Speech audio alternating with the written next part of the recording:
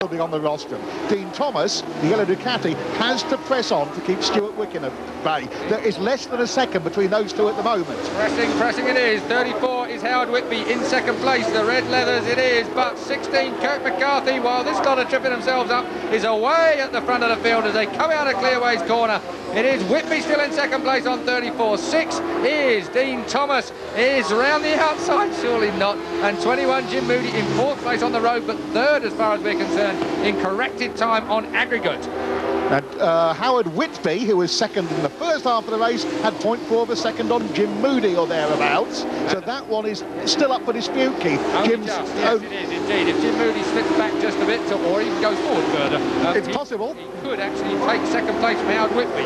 Understand what you're talking about? I know mathematicians. Indeed, Dean Thomas's fight is for fourth place, despite the fact he's third there on the road on the yellow Ducati. He is fighting with Stuart Wickens, who is back in 5th place on the road.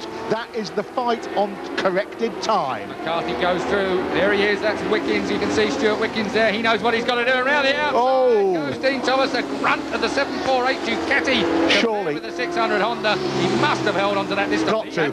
Oh, my God. Howard Whitby got under him again on the brakes at Paddock. Oh, and up the inside. I tell you what, Dean Thomas, I would not have said is a wimp. I still won't say he's a wimp. And you're right as well. Whitby is on something special. I'm sure it's legal. I could not make that ground up braking for Paddock that time. The Aussie got such drive out of Clearways. I just don't believe. I'm lost for words. Absolutely. Well, Troy Corser rang up before this race to try and find out how Kirk McCarthy would do, or what he was doing on the day's racing before, of course, Troy Corser sets off for Kyalami the first round of the World Superbikes. Well, if McCarthy wins this, Troy's going to go off very happy. He is indeed. Kirk McCarthy, like Troy Corser, an ex-Australian Superbike champion. Here we go, round 8, seconds out. Can't believe he's going to go around the outside. No, definitely not. It's not been done this week, has it? This century could be a good one. Jim Moody slipping far enough back to make sure he's third, not second, in relation to Howard Whitby. Howard Whitby, of course, if he finishes 0.4 of a second or more in front of Moody, he's got that second place, if our calculations are something right. It's 0.4 and very small change in the thousandths. So, Kirk McCarthy, who led part 1 of this Supersports race, is leading by now a mile round here at Brands Hatch. And even our mathematics tells you that, therefore, he is leading overall. He's going to win it. By the look of that, he can take the rest of the lap off, I think, and still take this cruisingly. Through Clearways, Whitby in second place, still third on the track, is number 16 Thomas. Fourth on the track, but third on corrected time is Jim Moody on the 21 look at that. Honda. Has up the inside. They were booting each other. There was feet going, there were hands going. Well, dear me, we're going to have handbags at 20 paces in the pit lane after this lot's finished. Up the inside again goes the Aussie. Whitby across his nose every time. I tell you what, his nose has been rearranged more times at Brands Hatch than any time prior. And Jim Moody's suddenly perking up and getting interested again. Well, as soon as there's a fight, Jim wants to be in it, believe me. Still looking at Stuart Wickens back there in, well, I think fifth place. Thank you. At the moment, on corrected and on the road. But him and Dean Thomas, very, very close on corrected time. That's one I think we'll only know the answer to actually at the checkered flag. 16 it is then. Kirk McCarthy, has he got this job covered? He's going through to the start and finish area. Pit boards are hanging out. Everybody's necks craning over the wall at the moment. McCarthy has got the job sorted. Last lap time then. The yellow flag with the black cross on it indicates that we have got 1 lap of this racetrack to go. 1.5 miles less now for Kirk McCarthy. But the battle is on for second place on the road. At the moment it's Whitby. And round the outside, the outside line is, of course, Dean Thomas. Then it's Jim Moody. Still, if he stays this close to Howard Whitby in second place, it means that Jim Moody will finish third in the overall and aggregate corrected time. There's Wickens that goes through at the minute, looking for your race leader. He's already away and running. He's just got 1 bend left to go before he takes the checkered flag. But pride is at stake here for second place on the road. There's no way that Dean Thomas can finish on the podium now. He is going to have to be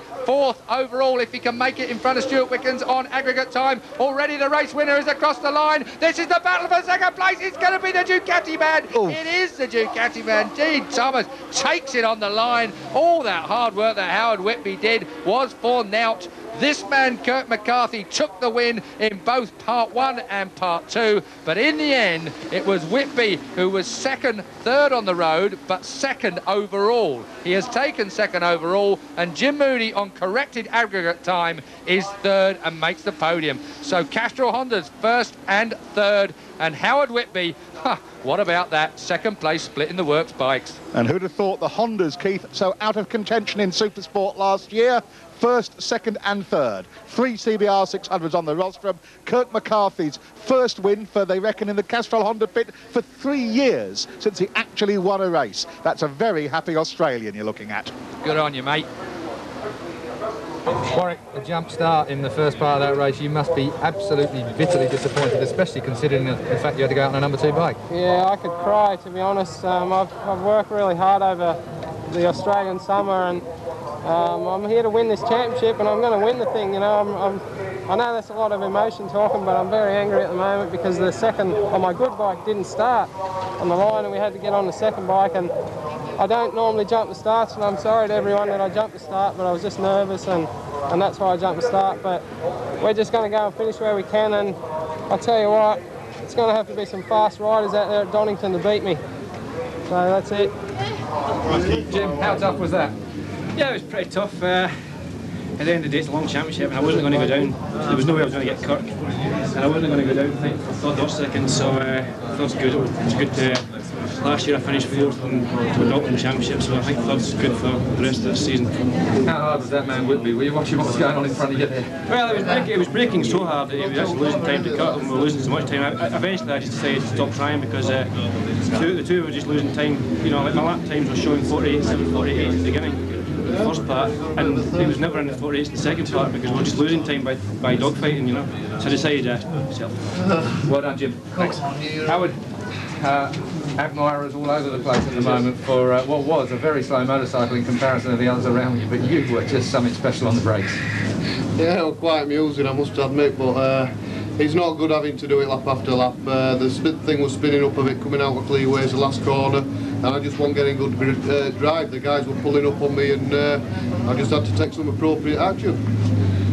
The circuit commentators were going absolutely potty here, and so was the crowd as well. Were you aware of what the crowd around cheering you on? No, I honestly want. I do my own thing, and I'm glad the fans have appreciated it, but I like a bit of a steadier ride if possible than that. Somebody said you're alive. Say what they want. Well done, Howard. Kirk McCarthy, you cannot have been aware of what was going on behind you. It was a mellow. Yeah, I had no idea. I was just keeping my head down and trying to get a gap. That's all I was worried about. In the end, the lead that you were getting, you obviously get a lap ball to say that things are fairly cool for you. Troy Corser rang in earlier on to find out how you're getting on. Any words for him for the first race of the World Superbikes next week? Yeah, I wish him all the best. I hope he's got that Aprilia working well, and he's got enough speed out. I'm sure he'll have a good year on it. He's going to be happy with you today. I hope so. I have to find a drink now. I doubt that, but well done. Thanks, Keith.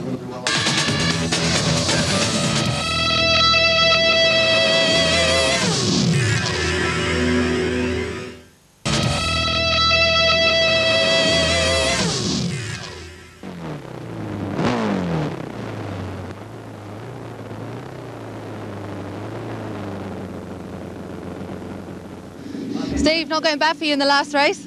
Yeah, it could have been better, you know. They've hoped for a better result, really, but it's nice to finish upright and get some points in the bag. Glad it's not piddling down. Yeah, I don't really mind which way, as long as it's either soaking wet or bone dry, you know. Make the nerves a bit jangly before that second start. No, I mean, I need plenty of practice at starting, so on the first one, with having 2 starts, is even better for me. Good luck, and see you later. We shall just move over and see if Mr. Goddard is free. Excuse me. Peter, how you doing? Have you recovered? Yeah, I'm all right. Ready for another one. Feeling steady on the old pins? Yeah, I'm all right. No worries. Not looking to crash this time at Clearways, I hope? No, I've made it around, so I'm right now. Good. Well, good luck. Thank you. Yes, I'm with James Hayden. He's got a bit of a job on his hands here at Brands Hatch. This has got to be a bit of a favourite track of yours, and you were thrusting, shall we say, in the first leg. Yeah, it didn't quite go right for me. I got pushed real wide. It cost me a couple of seconds, and for me, I felt that was my chance of the race. But I set lap record, and I'm as fast as anyone. So get a good start and hang in there, and it should be a better race. Go for it. Thanks a lot. Well, we're going to take a look now down to the front here. John Reynolds was the man who won race 1. Let's see if we can get a quick word with him here on the front row of the grid. He starts from the 3rd place on the grid. Good race, race 1. I'll shout a little bit louder so you can hear me through your earplugs. Same again, double for you?